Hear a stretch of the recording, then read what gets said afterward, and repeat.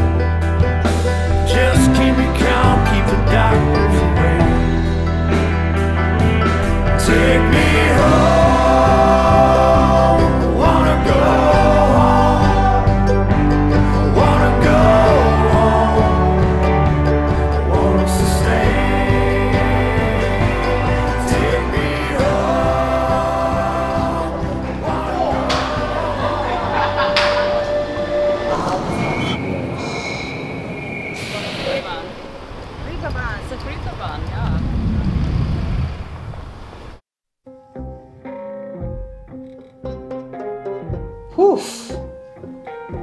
Yeah, I mean, it's the red light district in Hamburg, and it's real seedy. Reeperbahn is a neighborhood within the city, which is, you know, there's the Tom Waits song, Going to the Reeperbahn.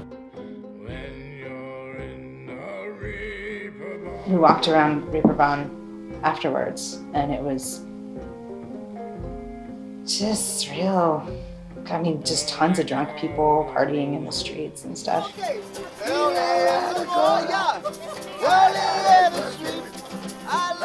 But it's the red light district of the town. There's a sexy McDonald's in the Reeperbahn with a bunch of pictures of prostitutes above it. We saw a guy with like a shaved head and like big, like I remember baggy green pants, and then a guy behind him that seemed way older on a bicycle. And the guy with the shaved head just like stopped at the corner of the intersection and pulled his pants down and was just like smacking his like bare butt. But really, the Reeperbahn is one section within the Reeperbahn. So Reeperbahn is a neighborhood within Germany, and then over in a section there's a street which is the Reeperbahn, which is gated off, and women are not allowed. We weren't even allowed to go in the actual red light district, or the strip, because I was a woman, right? Yeah, they wouldn't let me in. They don't let women in. It's where ladies of the night work. I mean, it was just crazy to me that I wasn't allowed. I mean, isn't that illegal? I'm not allowed somewhere because I'm a woman? And they don't like it when other women walk down the street because they're competition. And the reason I'm not allowed there is because they're exploiting other women and they know I'm gonna get pissed? That's crazy. That's insane.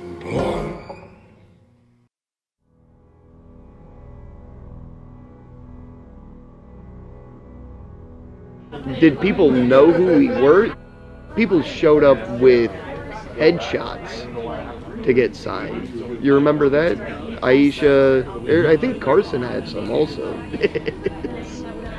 And she didn't know what was going on either.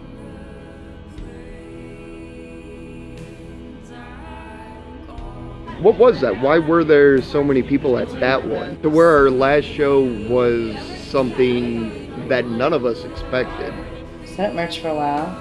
Then, of course, I needed a sandwich. So I went into the back and ate a sandwich. So I went into the kitchen and made a little sandwich and then came out and was like, oh, I'm just gonna sit down and like have this in this booth. And I sat down right by the window and like I was about to take a bite and then I looked out and realized there's this whole line of people like right alongside the glass and everyone could like see me about to eat the sandwich and I was like, ugh. And I was kind of just hanging out, working on my set list, and people just started to fill in. And people started asking, hey, can I come in? And the door guy was like, no, we're still closed. So people started standing outside, and there was 20 or 30 people standing outside, and it turned into 40, turned into 50. And they opened the door, and the whole place just filled up.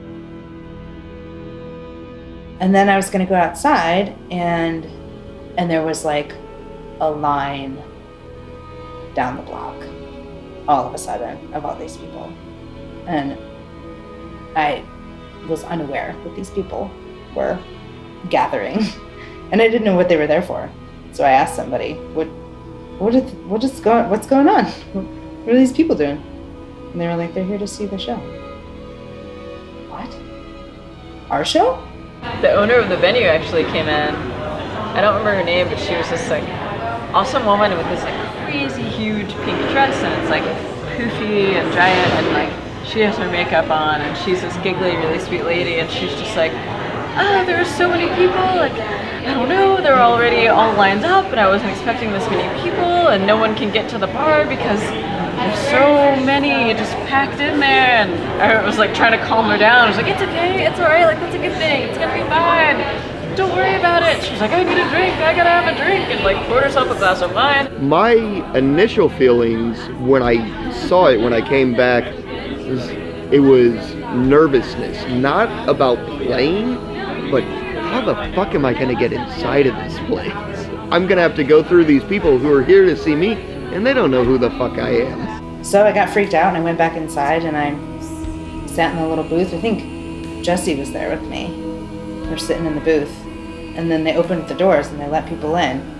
And people just poured in, filled the entire space up. It was like, I don't know, 7 o'clock or something. It was still light outside. So I walked outside because our little green room was a booth in the corner of the room that, you know, you kind of felt like a monkey in the cage. Like, oh, okay, all these people are here to watch somebody stand on a stage, and we look like we're the people who are going to stand on the stage later. Jesse and I were just sitting in there and they were staring at us because they knew that we were the musicians that were going to play. And then I came out of the kitchen and I saw why. It was just like, you had to like squeeze through every person. You know, it was completely packed in there from the moment the doors opened until like 12:30 at night. I couldn't even get to the stage. Like, I had to be like, excuse me, like, coming through and just squeeze through people. But then when they parted the Red Sea, I was like, oh fuck, I guess people do pay attention. It's hard to know how or why any of that happened. Like, no one knows who we are, really. Like, we're 6 people from Austin. It's probably a lot of music that no one's ever heard, you know, and somehow it was just sold out. Why were there so many people at that one? Take me home. I wanna go home. I wanna go home. I want to stay. It made the whole trip completely worthwhile. That night was just amazing. I wanna go home. I want us to stay.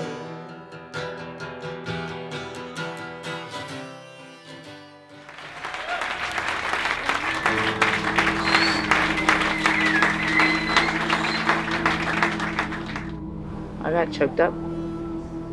It's weird how just people in a room can do that to you. I mean, yeah, like I was saying, I'm used to trying to put things together, and then it kind of, I've learned to not have many expectations. I used to, and then I would be heartbroken all the time. So Denmark is just right there, right? I think. Whoop. I think we can make it. But it's a pretty cool life too, you know, to be able to do these things. From your long face in a short I didn't know I'd ever get to see the Baltic Sea. That's crazy. And we got to spend a whole afternoon hanging out there, walking around and looking at weird red algae stuff that floats around in the water.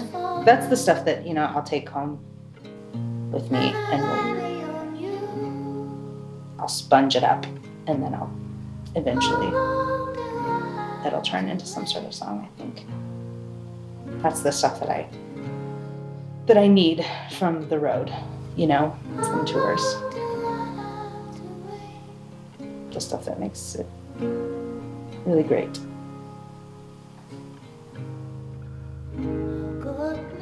Rivers. Rivers and pretzels. That's all I need.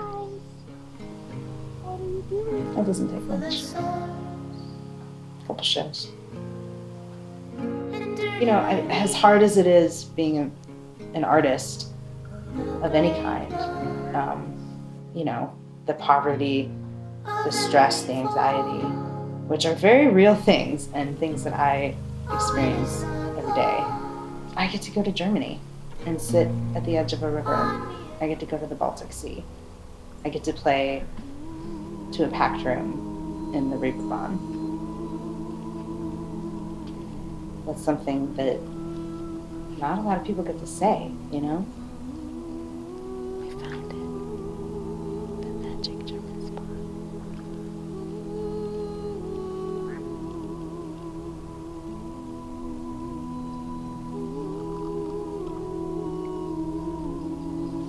This is what I need to see, I think, you know? Like the rivers and the trees. And it's different. It's different here than it is in the US. It just feels different.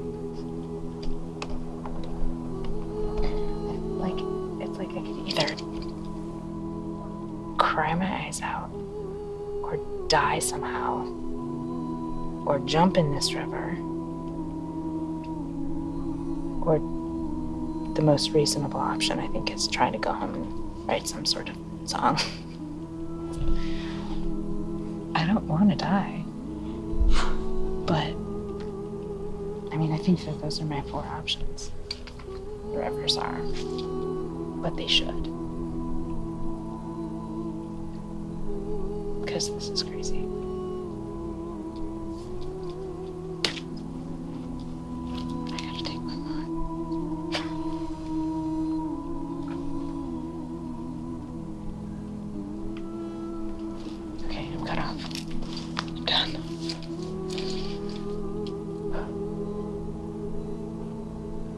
Like 5 minutes ago, everything was super calm, and now all the fish are jumping and the bats are freaking out. And the swans are coming over for dinner, I think.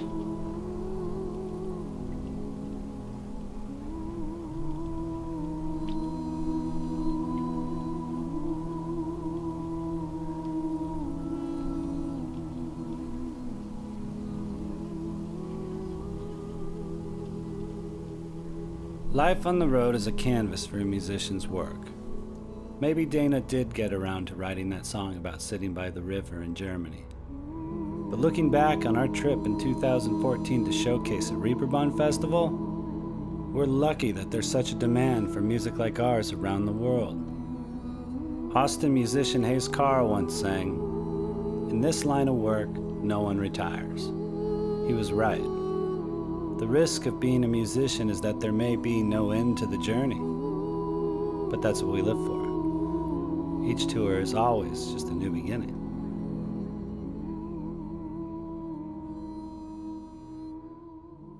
Do you want to know a secret, though? Yes. The best pretzel I had the whole time was when we got back and I went to Easy Tiger. Their pretzels are better at Easy Tiger than in Germany. Right down the street. I'm not being paid by Easy Tiger. Oh, I'm so lonely, letter inside my hand.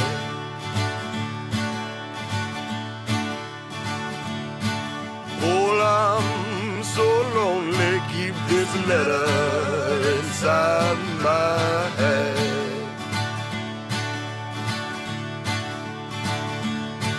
'Cause in time I worry that these memories, they just won't last.